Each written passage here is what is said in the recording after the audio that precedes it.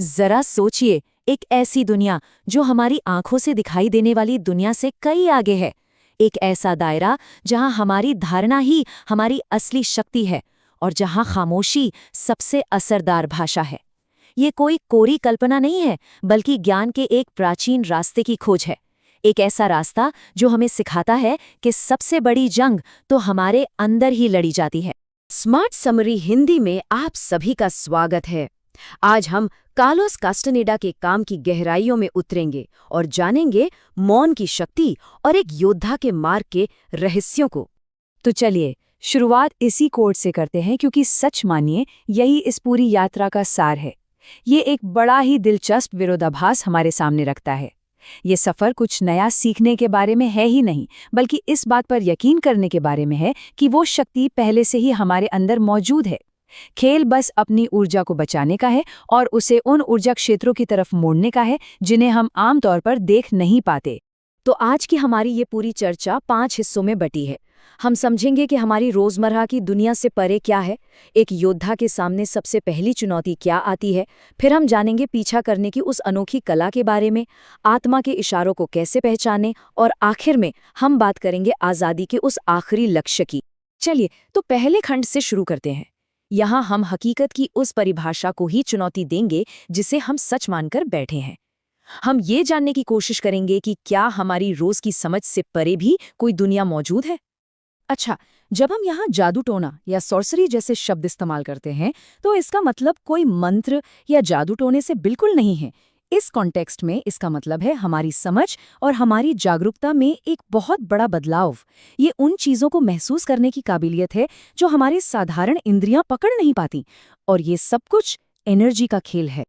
और यहीं से एक बहुत ही बुनियादी बात सामने आती है। ये जो बढ़ी हुई जागरूकता है ना, ये किसी रहस्यमयी शक्ति से नहीं मिलती। ये मिलती है अपनी पर्सनल एनर्जी को बचाने से। हमारी ज्यादातर एनर्जी तो खुद को जरूरी समझने, चिंता करने और रोजमर्रा के बेकार कामों में ही बर्बाद हो जाती है। एक योद्धा इसी एनर्जी को बचाना सीखता है ताकि वो कुछ असाधारण कर सके। चलिए अब आगे बढ़ते हैं और देखते हैं कि ये सब होता कैसे है। ये सेक्शन उस अंदरूनी काम के बारे में है जो एक योद्धा को सबसे पहले करना पड़ता है। समझ लीजिए कि ये पूरे रास्ते की नींव है, वो बुनियाद जिस पर बाकी सब कुछ टिका है। इस रास्ते पर हमारा सबसे बड़ा दुश्मन कोई बाहरी ताकत नहीं है, बल्कि वो है हमारा अपना ईगो, हमारी अपनी सेल्फ इंपॉर्टेंस और हमारी बनी बनाई छवि। ये हमारे अहंकार की लगातार मांगे ही हैं, ये सोचना कि हम ही दुनिया का केंद्र हैं, जो हमारी सारी ऊर्जा खींच लेती हैं और हमें अंदर से कमज़ोर बना देती हैं। तो सवाल ये है कि हमारी ये धारणा बनती कैसे है। यहीं पर असेंबलेज पॉइंट का कॉन्सेप्ट आता है। इसे एक ऐसे लेंस की तरह समझिए जिससे हम दुनिया को देखते हैं। ये पॉइंट ही तय करता है कि हम किस एनर्जी फील्ड को महसूस कर सकते हैं।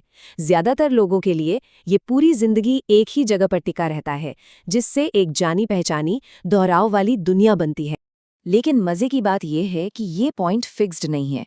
इसे अलग अलग एक्सट्रीम सिचुएशंस में हिलाया जा सकता है, जैसे कि आप स्लाइड में देख सकते हैं। तेज बुखार, बहुत ज्यादा डर या यहाँ तक कि बेतहाशा प्यार भी इसे कुछ देर के लिए हिला सकता है।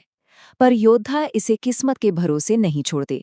वो इसे जानबूझकर अपनी अनुशासित इच्छा शक्ति से हिलाना सीखते हैं, जिसे अडिग इरादा कहते हैं।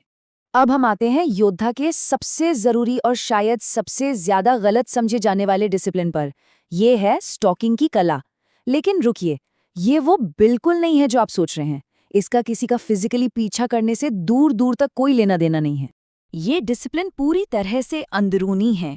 ये एक तरह से खुद का ही अवलोकन करना है, अपनी आदतों को, अपने रोज के रूटीन को और अपने जुनून को तोड़ना है। ये अपने व्यवहार के पैटर्न्स को देखना है और फिर उन्हें जानबूझकर बाधित करना है।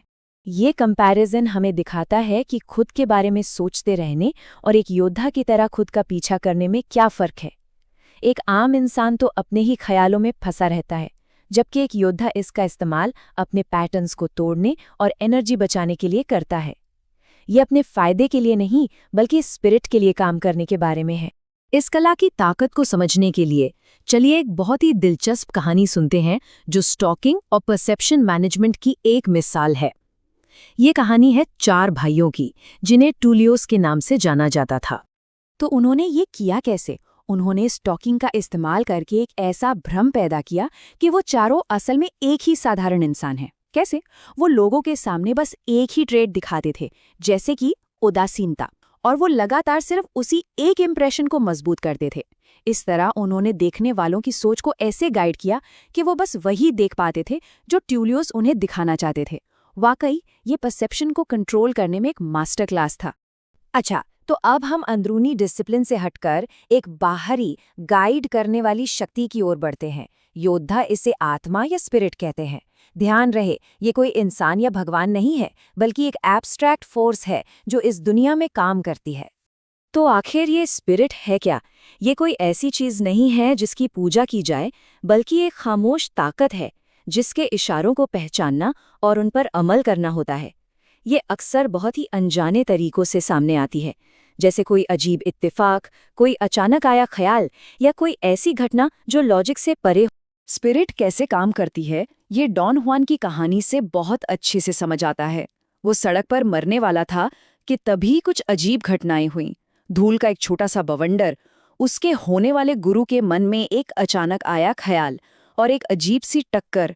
अलग अलग देखे तो ये सब बेमतलब लगता है, लेकिन जब ये सब एक साथ हुआ तो एक जिंदगी बदल गई। तो सवाल यही उठता है ना कि क्या ये सब बस इत्तेफाक था या ये स्पिरिट का कोई प्लान था? देखिए, एक योद्धा की दुनिया में इत्तेफाक जैसी कोई चीज़ नहीं होती। हर चीज़ एक इशारा है, स्पिरिट की एक हल्की सी फुसफुसाहट। ज़रूरत बस अपनी सोच को, अपनी परसेप्शन को बदलने की है, ताकि दुनिया में होने वाली घटनाओं के पीछे स्पिरिट का हाथ दिखाई दे सके। चलिए, अब हम इस यात्रा के आखिरी पड़ाव पर पहुंचते हैं, जो कि एक योद्धा के रास्ते का असली मकसद है। ये सब किस लिए है? ताकत के लिए? ज्ञान के लिए? नहीं, लक्ष्य इससे कहीं ज्यादा गहरा है। इस पूरी मुश्किल यात्रा का सिर्फ एक ही मकसद है, और वो है परम व्यक्तिगत स्वतंत्रता को पाना। ये हमारे अपने ईगो, हमारी आदतों और खुद को जरूरी समझने की लगातार मांगों के जुल्म से आज़ादी है। ये उस पिंजरे को तोड़ने के बारे में है जिसे हमने खुद ही अपने चारों ओर बनाया है। और ये आज़ादी मिलती है त्रुटिहीनता के टिकट के जरिए। ये एक बहुत ही गहरा कदम है। इसका मतलब है कि अपनी पुरानी ईगो ड्रिवन पहचान को मरने देना, ताकि एक नई जागरूकता पूरी तरह से जन्म ले सके। ये एक सिंबॉलिक मौत है, अपने अतीत को पीछे छोड़कर एक बिल्कुल नई शुरुआत करना। ये कोट डॉन हुआन की राक्षस वाली कहानी से जुड़ा है। सालों तक डॉन हुआन ये मानते रहे कि एक असली राक्षस उनका पीछा कर रहा है, लेकिन आखिर में उन्हें एहसास हुआ कि वो राक्षस तो उनके अपने डर और अपनी अज्ञानता का ही एक रूप था। असली दुश्मन बाहर नहीं था, वो अंदर ही था। आज़ाद होने के लिए उन्हें उसी पर काबू पाना था। और यही एक योद्धा की अंतिम सोच का सार है। इसमें दो चीजें हैं, इम्पेकेबल एक्शन और स्पिरिट के आगे पूरा समर्पण। वो अपना बेस्ट देते हैं, जो कुछ भी कर सकते हैं करते हैं, और फिर नतीजे को छोड़ देते हैं, इस भरोसे के साथ कि स्पिरिट रास्ता दिखाएगी। तो आखिर में ये यात्रा जादू टोने या अलौकिक शक्तियों की नहीं है। ये यात्रा है धारणा की, परसेप्शन की। ये इस बात को समझने की यात्रा है कि हम जिस हकीकत को देखते हैं वो कई हकीकतों में से बस एक हैं, और हमारे अंदर अपनी सोच को बदलने और खुद को आज़ाद करने की शक्ति है। अगर आपको लगता है कि ये विश्लेषण किसी के काम आ सकता है, तो इसे अपने परिवार और दोस्तों के साथ ज़रूर साझा करें जो अपनी लाइफ को अपग्रेड करना चाहते हैं। देखने के लिए धन्यवाद, और हाँ, लाइक और सब्सक्राइब करना ना भूलें।